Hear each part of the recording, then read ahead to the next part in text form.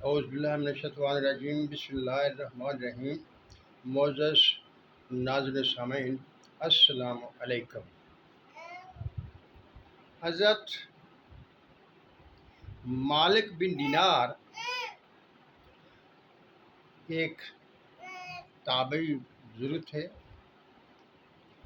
روحانیت میں آپ کا ایک بلند مقام ہے اور آپ حسن بصری رحمۃ اللہ علیہ کے ہم عصر ہیں۔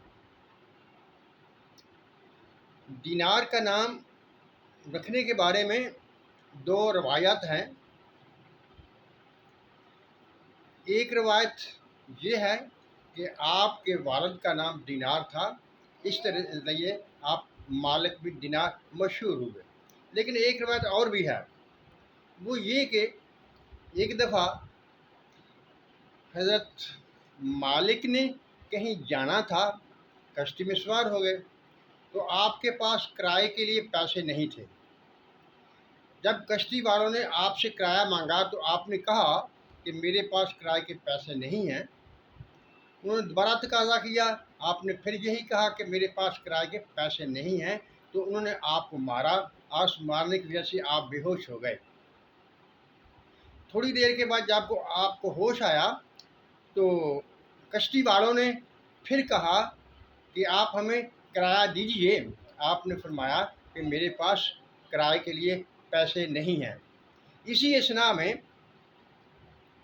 دریا میں سے مچھلیوں نے باہر منہ نکالے اور ہر مچھلی کے منہ میں ایک ایک دینار تھا۔ تو حضرت مالک نے ان میں سے ایک مچھلی کے منہ سے وہ دینار کا ٹکڑا لیا اور کشتی والوں کے حوالے کر دیا۔ اس وجہ سے آپ کا نام مالک دینار ہو گیا۔ مالک دینار ایک مسلمان تھے، لیکن آپ میں بہت سی خرابیاں موجود تھیں۔ آپ شراب نوشی بھی کرتے تھے، رقص و سرور کی محفلوں میں بھی جاتے تھے۔ اللہ تعالیٰ کا نظام بہت عجیب ہے۔ ہر وہ چیز جو اسلام کے خلاف تھی وہ حضرت مالک بن دینار میں موجود تھی، سوائے شرک کے۔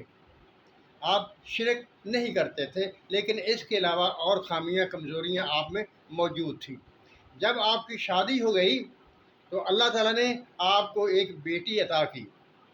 وہ بیٹی آپ کو بہت پیاری تھی، آپ اسے بہت محبت کرتے تھے اور اسے بہت چاہتے تھے، یہاں تک کہ جب آپ شراب پیتے تو وہ بیٹی آپ کے ہاتھ سے شراب کی بوتل لے کر گرا دیتی اور آپ کو شراب پینے نہ دیتی، لیکن ایک شرابی ہونے کے باوجود بھی آپ اس سے ناراض نہ ہوتے۔ ہوتے ہوتے وہ بچی 2 سال کی ہو گئی، لیکن 2 سال کی جب ہوئی تو اس کی وفات ہو گئی۔ وہ بچی جو حضرت مالک بن دینار کو بہت محبوب تھی، اس سے بہت محبت کرتے تھے، اور جب وہ بچی فوت ہوئی تو اس کا غم انہیں لگا، اسے دن رات یاد کرتے۔ اسی اثناء میں ایک دن آپ نے خواب میں دیکھا کہ جنت قائم ہو گئی ہے اور حساب کتاب لیا جا رہا ہے۔ اسی اثناء میں ایک اژدہا مالک بن دینار نے دیکھا کہ ان کے پیچھے آ گیا ہے۔ وہ ڈر کر بھاگے۔ جب وہ ڈر کر بھاگے تو اژدہا آپ کے پیچھے پیچھے بھاگنے لگا۔ بھاگتے ہوئے آپ ایک کمزور بوڑھے شخص کے پاس پہنچے اور اس سے درخواست کی کہ وہ مجھے اس اژدہے سے بچا لو، لیکن اس بوڑھے شخص نے کہا کہ میں بوڑھا ہوں اور کمزور ہوں، میں تمہیں سے نہیں بچا سکتا، آپ ادھر کو بھاگ جائیے، شاید آپ اس سے بچ جائیں۔ آپ بھاگتے بھاگتے ایک پہاڑی کی طرف گئے جس کی اگلی طرف آگ تھی۔ وہاں کسی آواز دینے والے نے آواز دی کہ واپس چلے جاؤ، تمہارا یہ مقام نہیں ہے۔ آپ وہاں سے واپس ہوئے اور پھر اس بزرگ کے پاس پہنچے، اس سے پھر عرض کی کہ مجھے اس سے بچا لو۔ اس بوڑھے شخص نے پھر یہی کہا کہ میں بوڑھا ہوں، کمزور ہوں، میں تمہیں بچا نہیں سکتا، لیکن ایک تمہیں نصیحت کرتا ہوں کہ تم اس پہاڑ کی طرف جاؤ، وہاں مسلمانوں کی امانتیں ہیں، شاید وہاں تمہاری کوئی امانت ہو جو تمہارے کام آ سکے۔ حضرت مالک بن دینار کہتے ہیں کہ میں اس طرف کو بھاگا۔ جب میں اس طرف کو بھاگا تو ایک ندا دینے والے نے ندا دی کہ پردے دور کر دو اور ان کو سامنے لاؤ۔ تو دیکھا وہاں مسلمانوں کے چھوٹے چھوٹے بچے موجود تھے، اور مالک بن دینار نے دیکھا کہ اس کی اپنی بیٹی بھی ان بچوں میں موجود ہے۔ جب اس بیٹی نے اپنے باغ کو دیکھا تو وہ دوڑ کر آئی اور آ کر اپنے باغ سے لپٹ گئی۔ جب اس بیٹی نے دیکھا کہ ایک اژدہا میرے باپ کے پیچھے چلا آ رہا ہے، تو اس نے دائیں ہاتھ سے مالک بن دینار کو کے گلے میں باہیں ڈالیں اور بائیں ہاتھ سے اس اژدہے کی طرف بڑھایا تو وہ بھاگ گیا۔